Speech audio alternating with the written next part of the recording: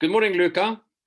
I'm of course talking to the one and only Luca Devoti in Spain at the moment. But of course, you cannot deny that you are an Italian. And from that perspective, how do you look at this morning's events? Well, I did wake up at 3, so and then I enjoyed the first race very much, and quite much less the second race. And so, from an Italian perspective, I'm a little bit worried. I think the Kiwi team is very strong, and it's impressive how they learn, how quickly they learn, how they regroup, and how tough they are. So they are very, very, very impressive.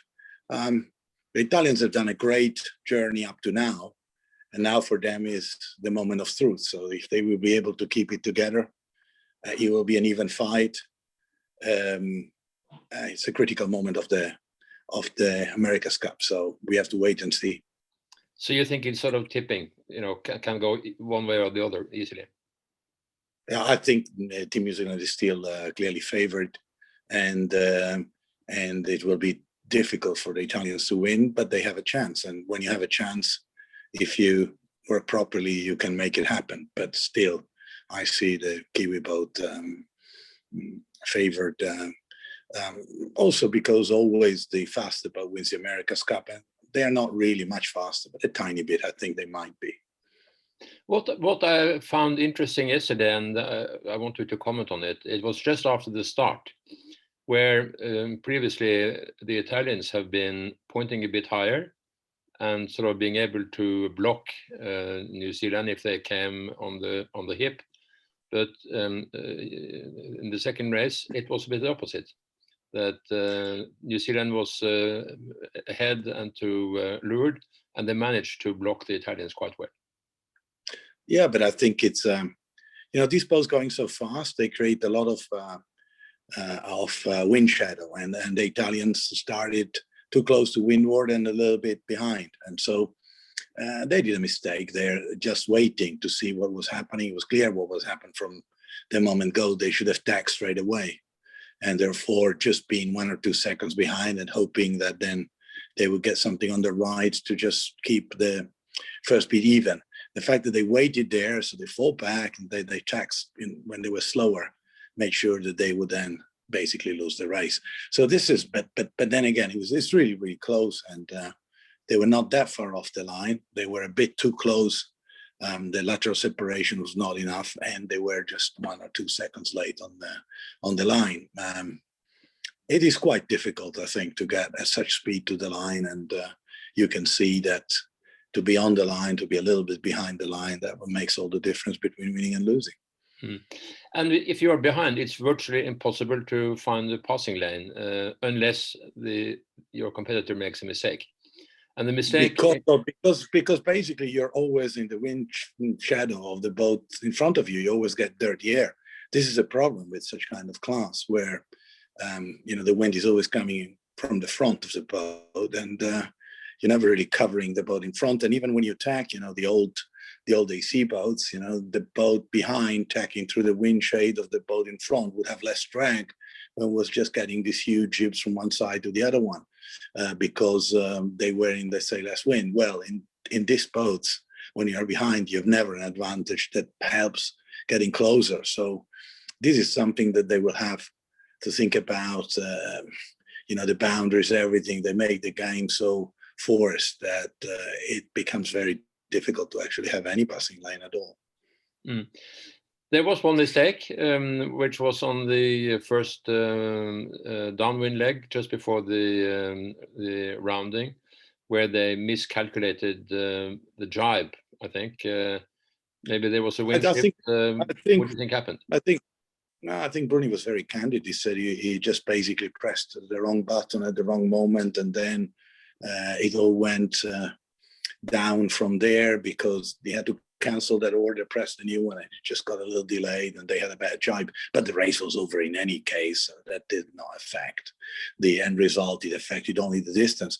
And you let's say if you take that mistake away, you see that both boats win with more or less the same delta, 38 seconds, 40 seconds, because that mistake alone costed 20. So they're very, very similar in speed in these conditions that we had today. But yeah, it's and I also think the pre-start is too short. It should be the old 5 minutes. Then we would see a little bit more tactical situations. It would open up.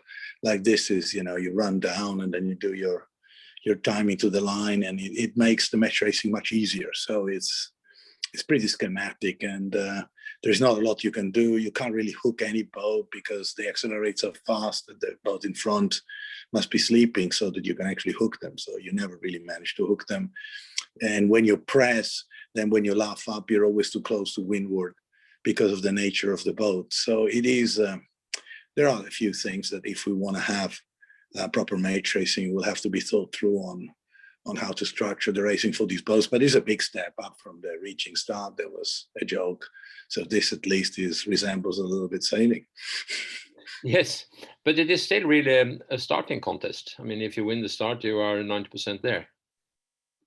Because these boats, as I say, the boat behind is always in dirty air and is always going the wrong way, and it's just and then you immediately have the boundaries, and then yeah, and the shifts go by so fast, and yeah, if it's regular conditions, it's very difficult to pass. It's the nature of this class, right? Even though, I mean, even in in the old 12s or in ACC boats, if boats were evenly matched, the guy that started in front was always winning the race. So the passing was always very difficult. But at least downwind, you'd have a wind shadow from the boat behind covering the boat in front that would favor engaging with the boat that was leading the race. And here, well, you don't have that. So it's an incredible engineering success, this class, and they go a speed that you could only dream of in ice boating up to now. But are these the best tools for racing?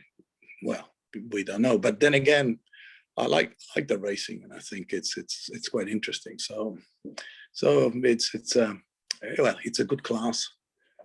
It's a good rule, and we are enjoying the show. And let's see who wins. It was pretty close to the minimum wind strength yesterday, which is like 6.5 knots. I think they measured 7 at the least, and that is of course pretty much to the limit. And even though these boats were managing to do 30 knots, it's amazing. Yeah, because I mean, once they're up on the foils, the apparent wind goes up and up and up, and these foils generate actually such little drag, even though they're able to keep up significant amount of weight. And it's really an incredible concept, and we must say that this is the most advanced engineering sailboat we've ever seen up to now. Mm. Can we still say that that there is a difference between the bigger and the smaller foils? I mean, New Zealand has 30% smaller foils. Did that affect the results yesterday? Not really in those conditions. They were evenly matched. It's the lift that they have to generate is the same. And so, you have a bit smaller foils, maybe a little bit larger flaps. You use a bit more flap to stay up, and the one's a bit bigger foil. And so yesterday they were very, very close. So it is actually incredible that such different designs reach very similar speeds. But you could see that when the speed was going up, possibly Team New Zealand was a little bit quicker. So they have done this, let's say, second generation of this version of design. Speeds are very close. They have a little edge, but it's not as significant that if they start behind, they can easily walk through. So it's very interesting racing. It's all down to the sailors, I think, at the end, and this is what we like.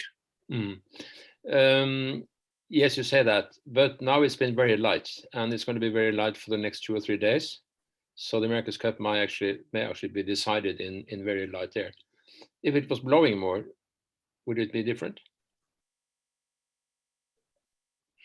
Possibly, but then again, if it was blowing before, we have seen the kiwi boat capsize, and with such small foils, well, maybe it was just the case. You never know what might happen, but this is all speculation. Possibly in stronger winds, the kiwi boat has a bit of a greater edge, but we haven't seen that. So and they are actually very close. And the first day it was quite windy. This boat sailed up to 21 knots, so it was 14 knots. It was in the middle of the range, and they were also fairly evenly matched. So we might even get surprising strong winds. That all these variables in the design that they have optimized in slightly different ways end up bringing very similar performances.